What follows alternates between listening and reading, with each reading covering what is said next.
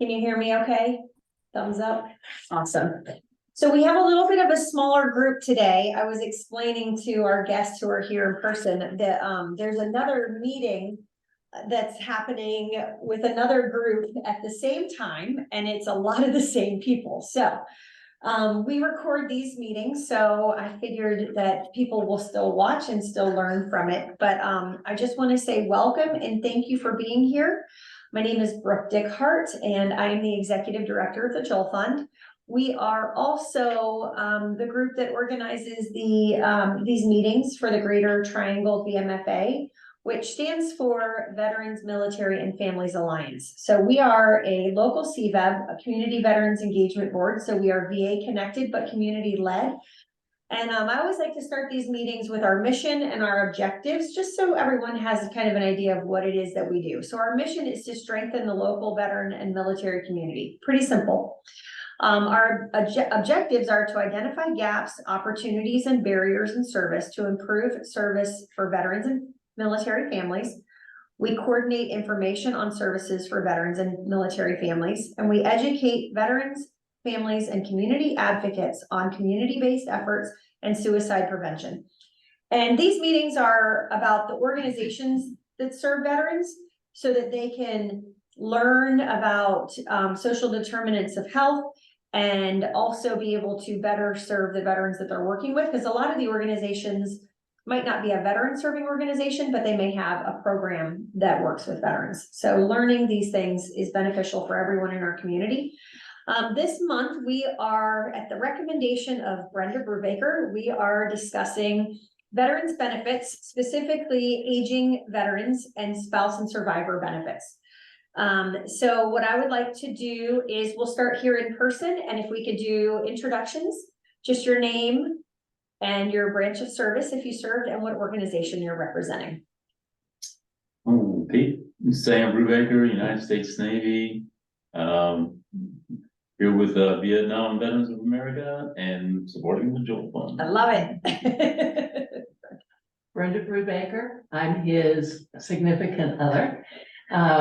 Navy Nurse Corps 71 to 76 with Vietnam veterans and with Triangle Women across the nation and any women veterans groups around. Thank you. Bill Dixon, U.S. Army, Vietnam 67, 68, VBA, and Vets United Service Dogs. Thank you. Annie, will you introduce yourself, please? Okay, yeah, my mic's on. Reverend Annie Nelson. I'm a retired Army National Guard officer, 21 years, and I currently am a volunteer with AARP for their Veterans and Military Families Arm. Thank you. Chris? Hey, good afternoon, and thank you. I'm Chris Warguez. I am an Assistant Veterans Service Center Manager here at the Winston-Salem VA Regional Office, and I have oversight over VA benefits, public contact outreach, and our out-based sites at Camp Lejeune and at Fort Liberty. Thanks, Chris. Heather? Hey, good afternoon. I'm Heather Burkhart. I am Assistant Associate Director of AARP, the Triangle. I'm new to the position. I've been here about 2.5 months. I am the daughter of a Marine, a career Marine, so a devil pup, if you will, and grew up going to independent schools and all that. So I'm really excited to be part of this work. Great, nice to meet you. Kelsey? All right, my name is Kelsey Wolf-Wallace. I am a veteran spouse. My husband served in the Army for 5 years. I currently work at Hire Heroes USA as our junior enlisted program manager. Briefly, Hire Heroes USA is a nonprofit. We serve military spouses, veterans, and service members and help them secure employment in the civilian workforce at no cost to them. That's it. Thanks. Thank you. Randy? Good afternoon, everyone. I am Randy Silver. I am a Army veteran. I am with NC Works. I provide employment resources for veterans in Johnston and Wilson counties. It's a pleasure to be here this afternoon. Thanks, Randy. Lakeisha? Hello, are you able to hear me, Brooke? Yes, we can. Okay, awesome, because I'm driving. I'm actually leaving the meeting that you were just talking about. So, but I wanted to hop on and join this meeting also. But I am Lakeisha Brown, and I am the new Community Engagement Partnership Coordinator with the Durham VA Medical Center. And I am a part of the suicide prevention team. Thank you for having me. Thank you. So what I'd like to do, our guest speakers officially today are Chris, Annie, Lakeisha. I did put you on our as one of our panelists, and Brenda, I added you as one of our panelists. Oh dear. Don't worry, I won't put you on the spot too much. What I would love for us to do first, and Chris, we'll start with you. If you could just explain your role within VBA a little bit more. And we know how, the other part of this is how your organization serves veterans, but we do know that. But if you could explain your role, that would be beneficial. Sure. Our main operations and really mission here at the Winston-Salem VA Regional Office is disability compensation and pension benefits, and also veterans readiness and employment benefits for veterans. And what we do is that we assist veterans with filing claims or surviving spouses with filing claims. We also do a lot of education and awareness.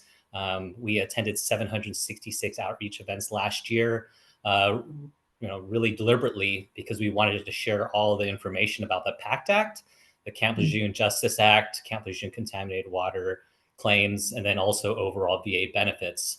Another thing that we're really trying to promote this year is legacy planning for our veterans as they transition, and also just making sure that the information is shared with the dependents, and that there's a lot of benefits available. Oh my gosh, that's perfect timing. That's one of our booklets. We love that. If you need more, let me know. I'm trying to get more out. I believe they're on back order, but that's exactly what I'd like your help sharing, and making sure folks understand that even when the veteran passes, that there's at least 10 different benefits that could be eligible for the surviving spouse, which includes burial plot allowance, burial flag, presidential memorial certificates, headstone markers. There's a VA life insurance, survivor pension benefits, accrued benefits, dependency indemnity compensation, CHAMP VA, which is a healthcare benefit, and also dependents education allowance, which is a education allowance if the veteran was 100% service connected or died from his service injuries. I'd be happy to go more into it, Brooke, as we evolve through this conversation. But the most important thing I'd like to point out is that we don't have as many surviving spouses filing these claims because we don't think they're aware.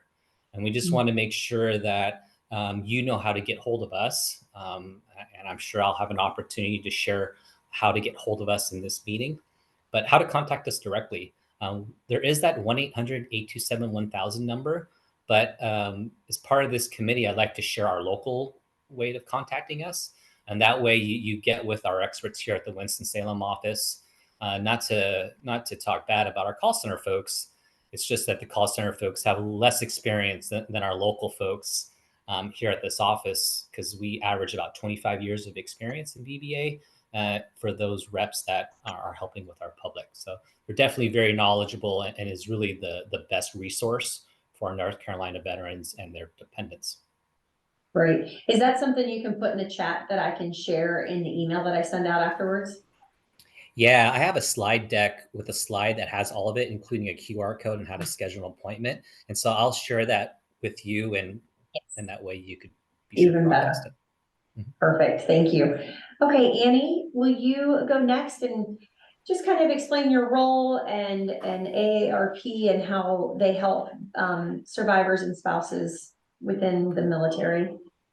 Oh, okay. Yeah. So I, as a volunteer with AARP and a veteran, have access and a desire to work with the AARP, because to me, they have the largest network and partnership for outreach opportunities. And the outreach include education, training, and just connecting with resources for vets. And that's how we help the veterans and their families in all kind of areas. We're talking about caregiving, healthcare benefits, military professional support organization. Yeah, there you go. And our veterans, yes, military caregiving guide. Yes, yes. So there are so many resources, and they can go to aarp.org/veterans, and they will be amazed at the information. I mean, anybody out there that don't even know where to start in terms of outreach to VA resources or opportunities, or if they're having problems networking or trying to get through the federal systems, AARP has some resources to help them with that. So I love volunteering with AARP. There are a lot of vets there, and we also, one of the my primary focus is the Triangle area, and there is a young man named Don Timmons. Some of you may know him. Don is the Veterans Community Engagement Manager for the Triad, Triangle, and Sand Hills region. And I love the way he compiles all these veteran activities happening around the state. And I try to make sure that I share that with our Triangle volunteers so we can support and engage in that also. Wonderful. Thank you. Brenda. Okay, I'm gonna put you on the spot about VBA since I have to show this too. See, go for it. I started really pushing this issue because we Vietnam veterans are virtually all over the age of 70. And we have a fair number of surviving spouses now who don't have a clue. And so we've been getting all sorts of phone calls of where do I go? What do I do? What can happen now? And people don't realize that every single VA facility has a contact, number one, for aging veterans, and number two, for spouse assistance, especially recently surviving spouses. And so that got us, looking around and realizing that the whole group of individuals that provide services to surviving spouses don't even know about one another. So, and that was a result of the advisory board for AARP that we got started looking at some of these things. So, we're all starting to work together. And for instance, AVVA produces some excellent resources. One Brooke was holding up was the Agent Orange book, talking about the benefits and disabilities dealing with Agent Orange. And the other one is AVVA, our associate organization, which has a paper safe. And the paper safe is phenomenal for anybody who has been a veteran or is related to a veteran, because it tells you what all papers you need to have, where they are, gives a place for you to put them. It even tells you who your doctors are. Do you happen to know the name and telephone number of your spouse's doctor? That might be important. So it allows you to put all of that in one place. This is also available online at avva.org. So these are wonderful sources of help.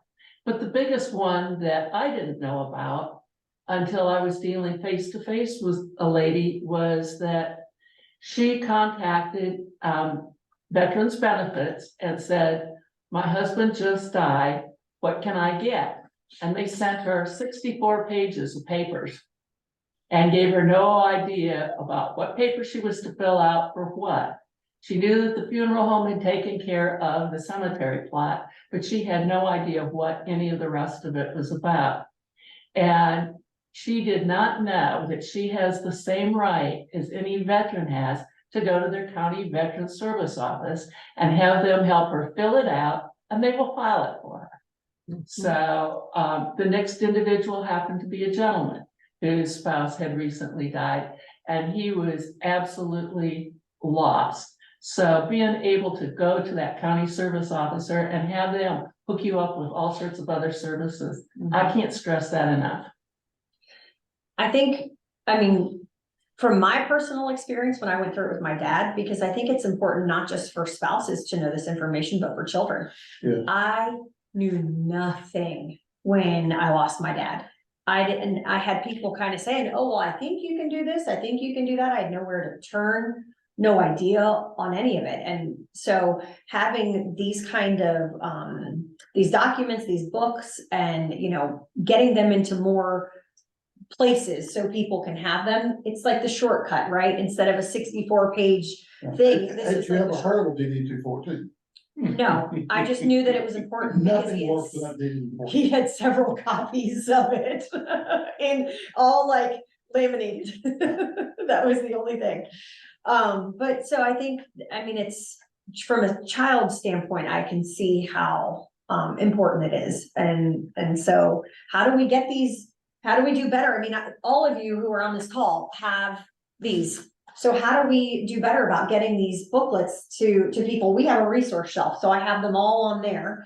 But what else? I mean, how else can I help get them out? Like what, Chris, you said you're gonna have more coming. Like where can we put them?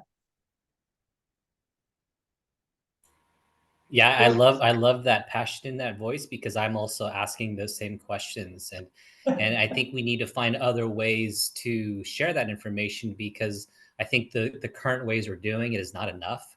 I think the ones that are connected with veteran organizations, CVEBs, know how to get hold of us. The ones that are aware of county VSOs, state VSOs, et cetera, are aware.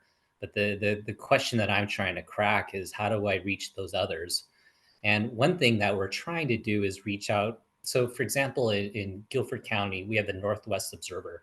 It is a county paper, small little town paper, but everybody reads that paper. I mean, if something happens in this town, you will see it in that paper and everybody will talk about it.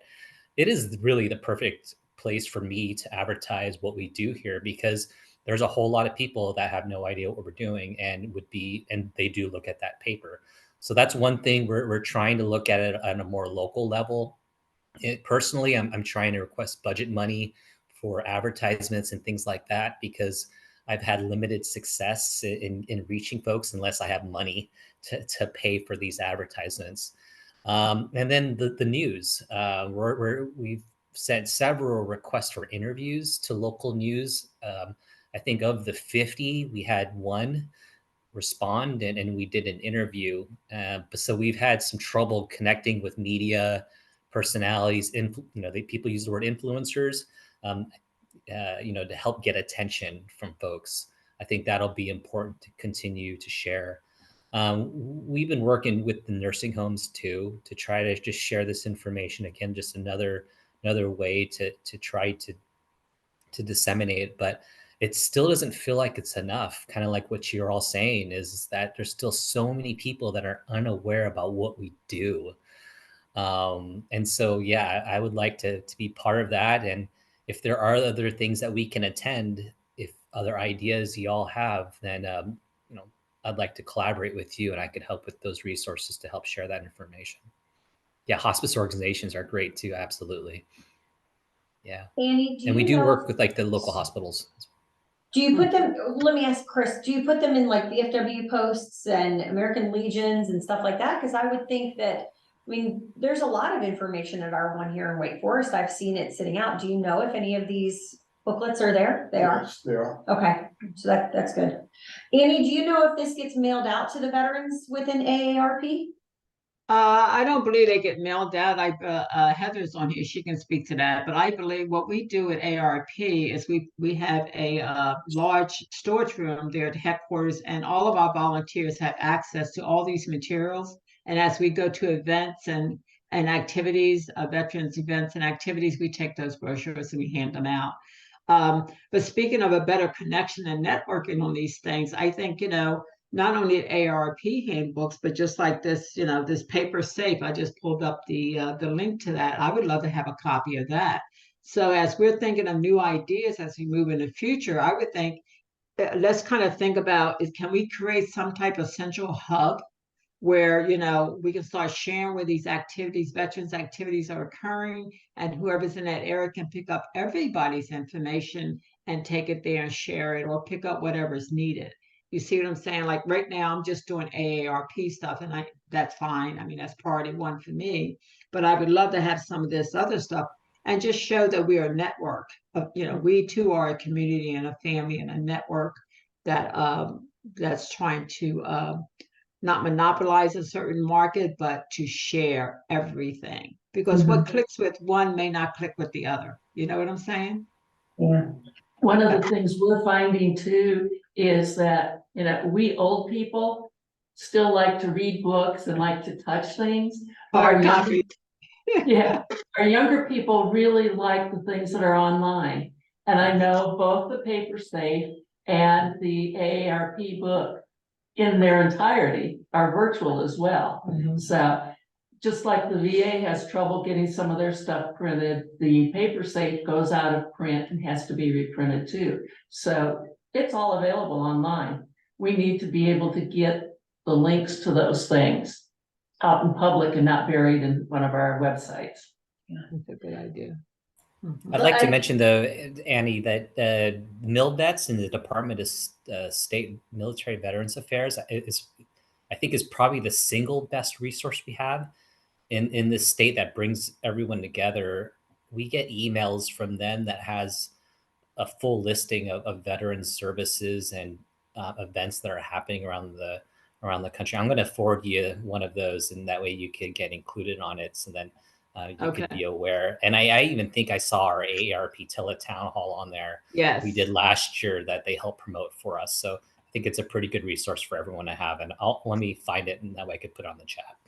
it's a good point, and I have to remember that because I just moved into a 55+ community, and I'm being asked to speak at these different, and almost all of these 55+ communities have veteran, gatherings, and those are great opportunities to present some training or to share these handouts, if you will. So, and I'd like to join you on any of those too.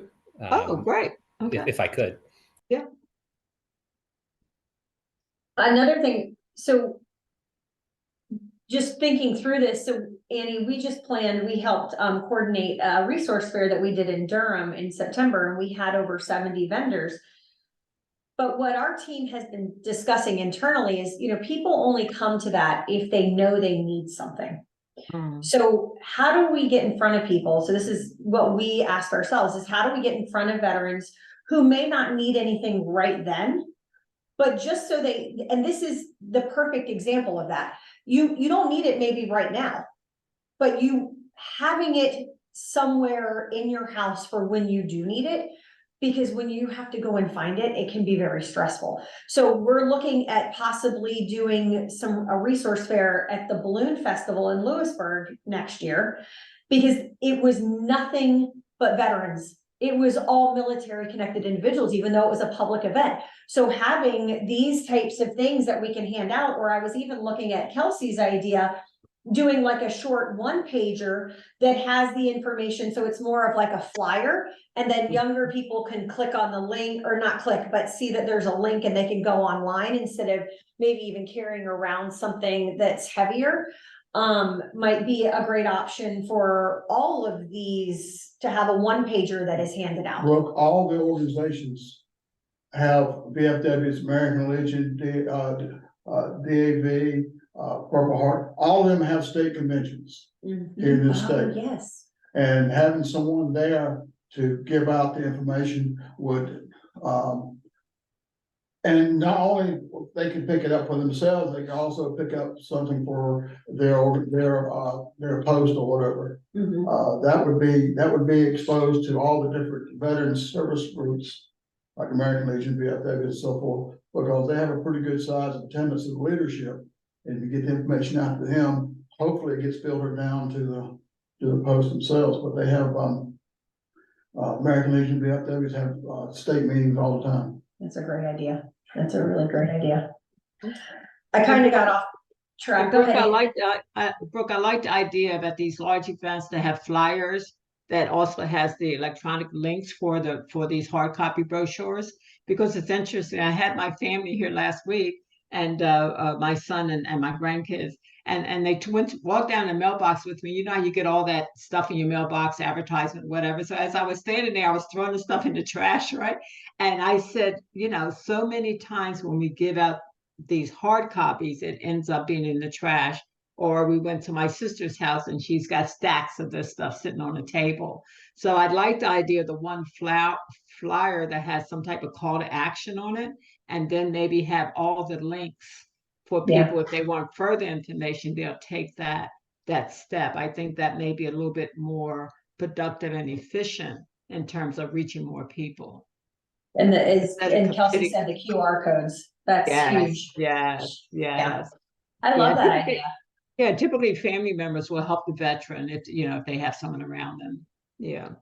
And encourage people not to wait until they need it, go ahead and get the information. Yes, for sure. Well, the paper say kind of gets you caught up, so you got to go on with stuff, but you have tendency, we all have, is to procrastinate until you need it. And what Yeah. you needed yesterday, so. Yes. Yeah, and that's the call to action, maybe a big blurb, don't wait, or whatever that call to action is to get them to think about, oh, let me look at this now, I like that. Mhm. So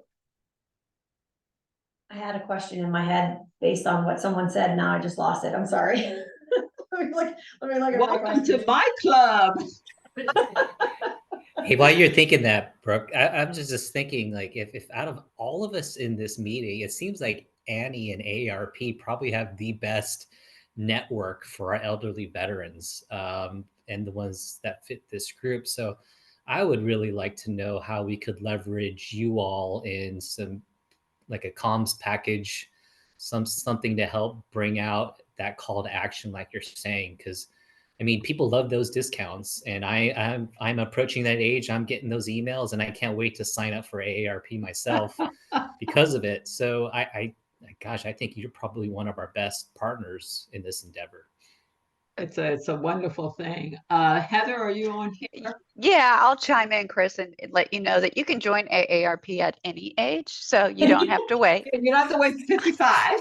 No, you don't, any age. Anyway, but I think there are maybe some communication we could do. I mean, in terms of pushing out a unified message with a list of resources or things like that, we just would need to be really mindful of how we want to construct it and how we want to include that. But I think we can certainly do that. And then, we also have some other tools like Facebook Live events. You mentioned the Teletown Hall. So I think maybe having some sort of brainstorming on what that could look like. The other thing I'll mention is the resources that you showed. We're happy to share those with partner organizations. So we do have them. We share them at our events and through our volunteers. But if you need copies, we can order them and send them your way so that you can make that part of your tabling at a community event as well. So it's not it doesn't do any good sitting in our office. We'd love to share those with you guys as well. Mhm. And I'll just add this in terms of messaging. I think, and this is just based on my experience, growing up in the military family, I was very aware we're in the military, very aware of benefits and things like that for my father. But I think when you have maybe a shorter time in the military, or your children, to your point, Brooke, if you haven't grown up in that family, that you may not even know that they are eligible for certain benefits. I think there's a different kind of outreach that you do to somebody when you're talking about children who grew up in that community, and then those who they were never part of that community. Mm-hmm. For sure. Can I ask if Lakeisha is able to communicate with us? If she can just mention some of those services that the VA offers specifically for aging veterans. Lakeisha, is that something that you can answer to? Well, that's not really anything that I can provide much guidance or direction on. I'm pretty much working with the suicide prevention team. And so as far as services for veterans in crisis, I just wanted to highlight the Compact Act, which it's been around for a while, but a lot of times I don't think veterans in crisis really understand the Compact Act or how to activate using the Compact Act. And so what happens is if there is a veteran that is in crisis or suicidal acute crisis, the Compact Act allows the VA to provide, pay for, or reimburse for treatment of eligible veterans emergency suicide care. It also covers like transportation costs and follow-up care at a VA or a non-VA facility. And I'm pretty sure it covers up to 30 days of inpatient care for a veteran that's in crisis, or 90 days of outpatient care for veterans that have gone inside the hospital for an acute suicide crisis event.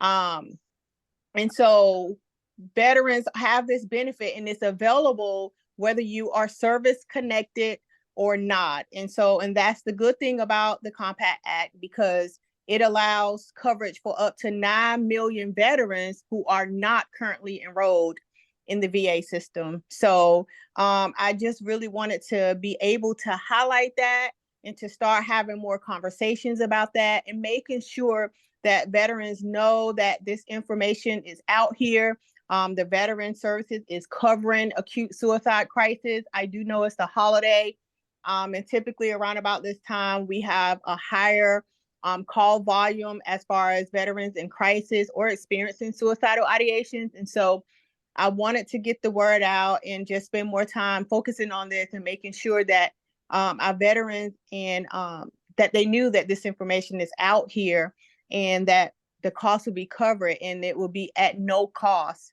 to them. Thank you.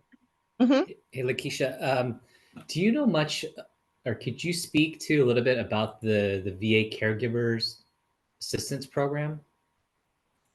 I think that would be helpful. And so I'm not really familiar with the Veterans Caregiver Program. Laura McCarthy handles that program, and she's over that program. And so I'm not even sure if she's on this call today, because I think typically she is up here. So I'm not able to speak on that because I'm not really familiar or know much information about that particular program. I will add that the Community Engagement Partnership Coordinator program within suicide prevention is a very new program. And so I've been in this role for about a little over 3 months now. And so I'm still familiarizing myself with some of the other programs that are within the program. Okay. So I did hear a little bit about the caregivers, and I'm probably misspeaking. I guess the point I'm trying to make for everyone is that they did make changes to the caregivers program recently. And so if it was something that you were interested in before, you didn't like what it offered, I ask everyone to look into it again. I believe they also brought back the monthly stipend to help with the caregivers, which is, I know, was a particular interest for a lot of people whose spouses, help care for that veteran. I'm going to cut and paste the caregiver program contact information for each of the VA hospitals for you guys to share with those that may need it too. Thank you. Caroline was supposed to join us today. She must have had something come up. She runs the caregiver program for Durham, and I do know we do a lot with their program, and I know they have grown significantly over the last year. And we just also had 2 of our partners from Wake County Veteran Service Office show up. Thank you for being here. But this is another great place for us to put these types of this type of information is in our county veteran service offices. So we were talking about how to get this information out about, survivor benefits and aging veterans, and how to get that information. And Chris, let me ask you a question. This was my question that I was going to ask earlier that I forgot. If the Joel Fund is working with a veteran, or if someone else, another, partner organization, and they have questions, is there a path that is best, whether it's to send them to a county veteran service office or to the VA? You were saying you were going to give us some local contact information. Does it really matter which direction we send them to get information, or if it's VA or? Yeah. If it's a third party person, then it'll be difficult to ask any organization for some information on a veteran. But if they're asking for just general information, you could work with either. I always recommend referring folks to the county because they have that personal touch. They're also local to that area, and they're very, very knowledgeable. If they don't want to, then that slide deck I included in there is how to get hold of us. You could scan that code and you could set up an appointment. We are doing telephone callbacks, so you could make what they call a virtual appointment, or you can make an in-person appointment with us, whichever those prefer, or you could walk in to any of those locations that I put in that slide. Either which way, whichever is more convenient, working with the county or working with us, we're all experts. I guess the only thing I would ask is to not use the 1-800, just because they have probably the least amount of experience. I know that's getting better, and I hate to bash my folks, but yeah, use your county folks, and then also that Winston-Salem contact information for more info. Would there be any advantage to possibly putting some of this as a banner or maybe a destination point on My Healthy Vet? A lot of the veterans are becoming more and more familiar with that, and I would think that as more and more get plugged into it, maybe these brochures and some others be made available on that website. Anybody have any possibility inputs on that? Yeah, I like that idea. I know, so if somebody registers their email with VA, then there's a email notification option through when we send like general information through, it's what we call Gov Delivery. We are going to start using that to disseminate this information. And so within probably the next 6 months, you're going to get more emails from VA, and you're going to be like, I didn't sign up for this. And this is part of that campaign to give you information. You will have that option to opt out of it if you don't want this information anymore, but they are going to start using that. The overall va.gov does have a highlights and news section in there, which has some of this information, but it's a bit buried. And so we really want to start using email as one way to start reaching out to folks. But I know email, not everybody uses email, or not everybody gave us email. So I really like the idea of putting a banner up, and I'm going to let our program folks know to see if they could highlight that, because the how to contact us is in there. It's just buried, which is even sometimes hard for me to find. And this is my line of work. So good point. I'm going to mention that. I think My Healthy Vet's used by more veterans than anything else. Yeah. Yeah. I like it. How can we, I mean, I know we came up with a ton of ideas, and I'm even thinking, you know, Chris, when we're planning the Durham event again for next year, do we do a breakout session on something like this and promote that so that, you know, people know that it's going to be there and they can plan to come at that time. You know, I'm just sitting here thinking of other ways that we can continue to get this information out there ahead of when people think they need it. So I love Absolutely.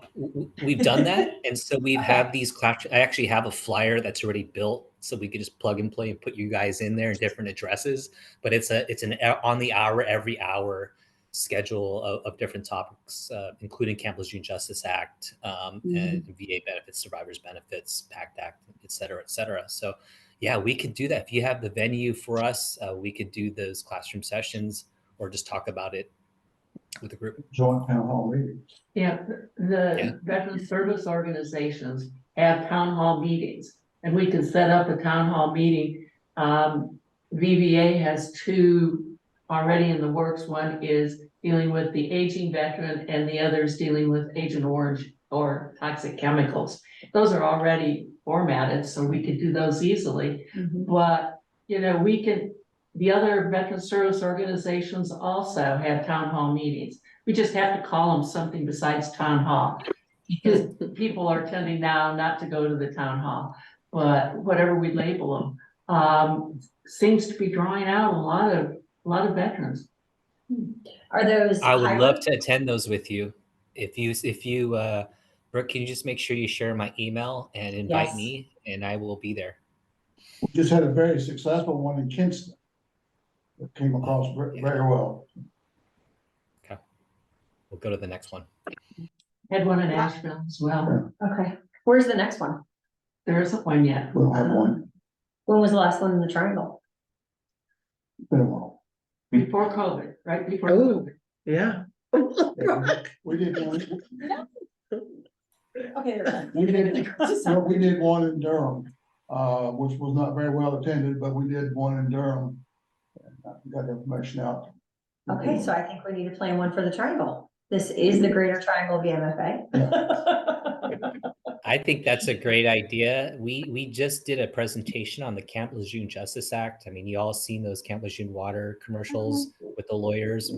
We did a session on how to file that yourself without using lawyers, and how to check on the status, who to call for follow-up on that Camp Lejeune Justice Act, how it affects you if you do a tort claim versus your VA benefits, and all that good information without needing a lawyer. And so I think this, yeah, we should definitely hook up and do this similar presentation with you all, because the lawyers invested $5 billion in advertisements, which is why you see them everywhere. And they could do this all for free, and we could show them how to do it. Okay. Sometimes, not to, but get, too political, whatever, but sometimes if the word VA is not used, we can get more veterans, unfortunately. I know for a long time, I stayed away from anything VA. Can't tell you exactly why, but it might, cause my war was 56 years ago, but, stay away from, but all the organizations coming together, AARP, VBA, and other organizations coming together, we still have the VA resources there. Our biggest problem, all of us, is getting the word out to the people, and something like that would open the door and get us started. Yeah, I like that idea too, Brooke, and I'll talk to Heather and my group of Triangle Volunteers, because AARP does have that Facebook Live events, and maybe we can do a banner where I like the idea. This is just me talking out loud. We were talking about how do we get people before they need something. So maybe we have a live event or something where we actually invite veterans, and the call to action would be the question, what do you need? Join us for this live talk on what do you need? And just invite all veterans, just put it out there on a social media platform and tell them to join us in this live discussion and let us know what you need. And that way, people will show up or they'll comment, and we kind of get an idea. But it's also, as we facilitate the discussion, we can talk about the resources that are available. But anyway, just thinking that maybe there's something in the social media arena where we can actually have a discussion with those veterans out there and let them speak to us at the same time that we share the information. Well, I think if you do an event and record it, then the veteran service officers all over the state can actually refer people to that site. So not only are you taking care of it there, but it's also information is easily available for any veteran or a spouse of a veteran. Yes. Also, the use of coffee. Well, I use food for everything. Yeah, well, Always. or whatever, it's coffee in quotation marks. We have all these veteran coffees going on now. I think we attend 5 or 6 of them a month anyway. And only one of them, I think, has a resource, maybe 2 here. Interesting. But it has resources. Otherwise, in Durham, we get together. It's a gathering. Yeah, it's just a gathering. We can bring along things. To coffee. Yeah, have a table there, yeah. Because you don't know until you don't know. So if you show up and you're like, I may need that one day, I should take that with me. I think it could And be then to me, this is effective. one of those situations. Sorry, Brooke. I think if there are people who you've identified who have used those documents and engaged their family in discussions about them, I think we could feature them in some of these recorded things, because I think it's a very personal thing, right? And having those discussions and letting people know that you have paperwork and plans and that there are services that you know about that it's important for them to know. I think highlighting their voice in that conversation and their experience could be helpful to others. Yeah, makes it personal, yeah. Well, somebody coming on and said, my spouse died, I didn't know what to do, but this is what I found. And wish I'd started it early. Exactly. Does Exactly. anyone have any questions for the group? We got lots of ideas, which I'm excited about. Well, I think they've got the next meeting planned. They didn't know when they were walking in that the. I have an idea for that. I'd like to share a story about an aging veteran who has been given 1 to 3 weeks left to live. And we were talking with him recently, and he and his wife got together and they each did one of the paper saves. And both he and his wife are comfortable with their situation now, that everything will be taken care of, and the wife will be taken care of when he passes anytime now. That's amazing. So it's so important to leave our legacy soundly behind us. So whatever we can do to make that same thing happen. Yeah. And I haven't gotten it well enough done yet, and he hasn't done it at all, so. Well, I found that a lot of times the spouses had never heard of a DD 214. And all of a sudden they got to scrounge around and try to get one real quick and so forth. And, I think that, you know, you gotta let people know that how important that form is if you're gonna get any benefits through the system. Yeah. And what's recommended is basically you get a record at the same place you record your mortgage, your DD 214, so it's always available.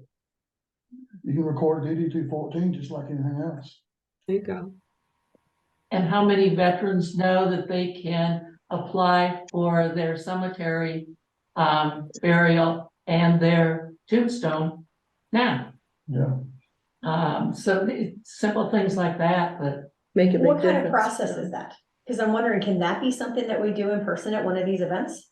so absolutely, it's one of the papers It's and a one of form, those. yeah. Just a form. Yeah. And I think you have to provide supporting documentation, if I recall correctly, but Yeah, your it's been a DD while since 214. I've done this. Or they can call in. There's a phone number too. Yeah. It doesn't guarantee you the plot, but it guarantees you a place in that cemetery. Or a nearby cemetery, depending on where you are. Yeah, if you want to be buried in Wilmington, forget it, because it's full. Or the National Cemetery in Raleigh, forget that. Yeah, it's full too. Well, this has been Yeah, I'll very good. I'll just share a quick story. So I've been with the VA for 21 years now, and an auntie of mine, second marriage, her husband served in World War II. They knew I worked for VA. I knew he served in World War II. He passed away a couple of years ago. And after he passed away, I asked my auntie about, does he ever use VA? And she's like, well, it's VA. Like, didn't even remember that I worked for VA. And I asked about benefits, and she said she wasn't aware of him receiving any benefits.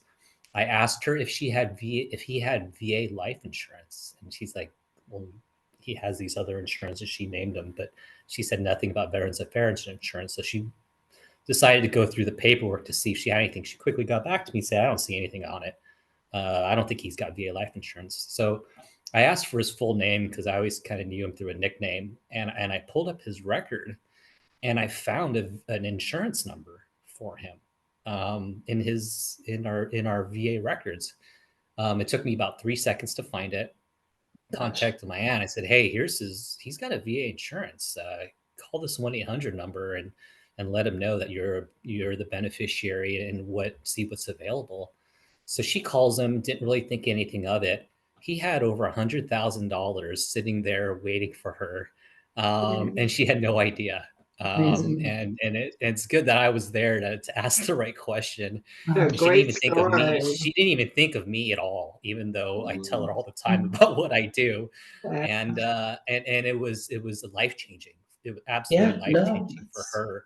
And it would have, I don't know if VA life insurance eventually would have been notified through Social Security to release this payment. I'm not sure. Maybe that would have happened, but I can tell you she never would have asked. And part of the legacy planning. On those same lines.